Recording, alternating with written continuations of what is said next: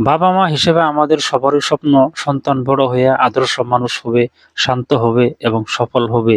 কিন্তু বাস্তবতা অনেক সময় ভিন্ন হয়। অনেক সময় আমরা দেখি সন্তান অকারণে জেদ করছে, কথা শুনছে না কিংবা ছোটখাটো বিষয়ে চিৎকার চেঁচামেচি করছে। আমরা অনেক সময় ভাবি দোষটা হয়তো সন্তানের বা তার মেজাজের। কিন্তু সত্যিই কি তাই? নাকি কোথাও আমাদের অজ্ঞাতেই বড় কোনো ভুল রয়ে গেছে? আজকের এই ভিডিওতে আমরা আলোচনা করব এমন ৬টি সাধারণ ভুল নিয়ে যা আপনার সন্তানকে প্রতিদিন আরো জেদি করে তুলছে। ভিডিওটি শেষ পর্যন্ত দেখুন, কারণ এই ভুলগুলো শুধরে নিলে আপনার সন্তানের আচরণে জাদুকরী পরিবর্তন আসতে পারে। প্রথম ভুল, সন্তানের সব আবদার তৎক্ষণাৎ পূরণ করা। আমরা প্রায়ই ভাবি বাচ্চাকে কষ্ট দেওয়া যাবে না, তাই সে যা চাইছে তার সবকিছু সাথে সাথে দিয়ে দেই। কিন্তু এতে বাচ্চার মাথায় একটি বার্তা গেঁথে যায় যে জেদ করলেই সব পাওয়া যায়। যখনই সে একবার শেখে যে কান্নাকাটি বা চিৎকার করলে আপনি হার মানবেন, সে তখনই এটা একটা হাতিয়ার হিসেবে ব্যবহার শুরু করে। সমাধান, সন্তানকে ধৈর্য ধরতে শেখান। তাকে বোঝান যে সবকিছু পাওয়ার জন্য নির্দিষ্ট সময় বা কারণ থাকতে হয়। না বলা শিখুন এবং নিজের সিদ্ধান্তে অটল থাকুন। দ্বিতীয় ভুল, সন্তানের জেদের বিপরীতে নিজে জেদ বা রাগ দেখানো। সন্তান যখন চিৎকার করে আমরাও পাল্টা চিৎকার শুরু করি। এটা হলো সবচেয়ে বড় ভুল। মনে রাখবেন, বাচ্চা আপনাকে অনুকরণ করে। আপনি যখন রাগের ভাষায় কথা বলছেন, সে শিখছে যে রাগের মাধ্যমে সমস্যার সমাধান করা যায়। আপনার এই ব্যবহার তার জেদকে আরো উস্কে দিচ্ছে। সমাধান হলো, বাচ্চা যখন জেদ করবে তখন আপনি শান্ত হয়ে যান। তাকে শান্ত হওয়ার সময় দিন। পরিস্থিতি ঠান্ডা হলে তাকে ধীর স্থিরভাবে বুঝান। তৃতীয় ভুল, সন্তানের আবেগকে গুরুত্ব না দেওয়া। বাচ্চা কেন জেদ করছে তা না বুঝেই আমরা তাদের শাসন করি। হয়তো সে স্কুলে কোনো সমস্যার সম্মুখীন হয়েছে অথবা কোনো কিছুতে সে ভয় পেয়েছে। আমরা তাকে সরাসরি চুপ করো বললে সে তার মনের কষ্ট প্রকাশ করতে পারে না। তখন সেই না বলা আবেগ জেদ হিসেবে প্রকাশ পায়। সমাধান হলো, সন্তানের সাথে বন্ধুর মতো আচরণ করুন। সে কেন এমন করছে সেটা জানার চেষ্টা করুন। তার অনুভূতিকে স্বীকার করুন।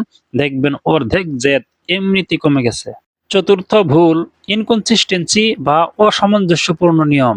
আজকে কোনো একটি কাজের জন্য আপনি বাচ্চাকে বকুনি দিচ্ছেন, আবার কাল মেজাজ ভালো থাকলে সেই একই কাজের জন্য তাকে আদর করছেন।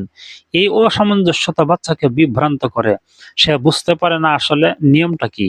নিয়ম একদিন একরকম হলে বাচ্চার মনে অস্থিরতা তৈরি হয়, যা জেদের রূপ লয়। সমাধান হলো, পরিবারের নিয়মগুলো সবার জন্য স্পষ্ট রাখুন। বাবা এবং মা দুজনেই একই বিষয় একই রকম প্রতিক্রিয়া দেখান।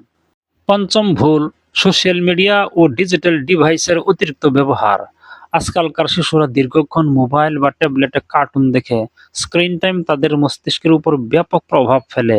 অতিরিক্ত স্ক্রিন টাইমের ফলে তাদের মনোযোগের ক্ষমতা কমে যায় এবং কোনো কিছু না পেলে তারা প্রচণ্ড অস্থির বা জেদি হয়ে ওঠে। সমাধান হলো, ডিজিটাল ডিভাইসের সময়সীমা নির্ধারণ করে দিন। স্ক্রিনের পরিবর্তে বাইরের খেলাধুলা, ছবি আঁকা বা বই পড়ার দিকে তাদের উৎসাহিত করুন। ষষ্ঠ ভুল, সন্তানের প্রশংসা না করা। আমরা সাধারণত বাচ্চার ভুল ধরতেই বেশি ব্যস্ত থাকি, কিন্তু সে যখন ভালো কিছু করে তখন কি আমরা তাকে পর্যাপ্ত উৎসাহ দেই? যখন প্রশংসা না পেয়ে শুধু শাসন পায়, তখন বাচ্চা নেতিবাচক আচরণ করে মনোযোগ পাওয়ার চেষ্টা করে। জেদ করাও তার মনোযোগ পাওয়ার একটি কৌশল হতে পারে। সমাধান হলো, সন্তানের ছোট ছোট ভালো কাজের প্রশংসা করুন। তাকে অনুভব করান যে আপনি তার প্রতিটি ভালো কাজ লক্ষ্য করছেন। এতে তার আত্মবিশ্বাস বাড়বে এবং নেতিবাচক জেদ কমবে। বন্ধুরা, সন্তান জেদি হয়ে জন্মায় না, তারা পরিস্থিতির শিকার হয়ে জেদি হয়ে ওঠে। আমাদের একটু সচেতনতা, ধৈর্য এবং সঠিক দৃষ্টিভঙ্গি পারে আমাদের সন্তানকে একজন শান্ত ও সফল মানুষ হিসেবে গড়ে তুলতে। আজ থেকে লক্ষ্য করুন এই ৬টি ভুলের মধ্যে কোনটি আপনি করছেন এবং তা শুধরে নেওয়ার চেষ্টা করুন। প্যারেন্টিং কোনো সহজ কাজ নয়, কিন্তু এটি পৃথিবীর সবচেয়ে সুন্দর দায়িত্ব। এই ভিডিওটি আপনার কেমন লাগলো কমেন্টে আমাদের জানান। আপনি যদি অভিভাবক হিসাবে এমন কোনো সমস্যার সম্মুখীন হন তবে নিঃসংকোচে লিখুন। আর হ্যাঁ, ভিডিওটি ভালো লাগলে লাইক দিয়ে বন্ধুদের সাথে শেয়ার করুন, যাতে তারাও সঠিক তথ্য জানতে পারে। আজ এই পর্যন্ত। ভালো থাকুন, ভালো রাখুন আপনার সোনামণিকে। দেখা হবে পরবর্তী ভিডিওতে। ধন্যবাদ।